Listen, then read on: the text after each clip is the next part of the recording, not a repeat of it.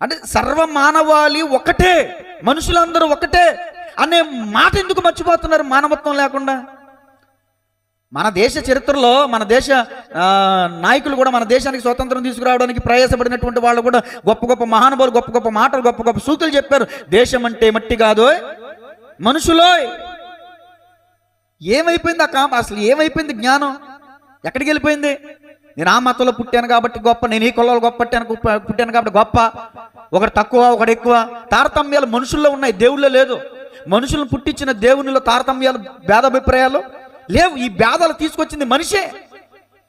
తన స్వలాభాపేక్ష కోసం, తన ఉనికిని చాటుకోసం కోసం, తన గొప్పతనాన్ని పెంచుకోవటం కోసం మనిషి చేసిన కుళ్ళు కుతంత్రాలు ఇవన్నీ కూడా, కుళ్ళు రాజకీయాలు ఇవన్నీ కూడా, మతాలు కులాలు ఇవన్నీ కూడా. దేవునికి లేదు మతం, మనిషికి ఎందుకండి? ప్రతి మనిషి రక్తం దేహంలో ప్రవహిస్తుంది రక్తం కాదా?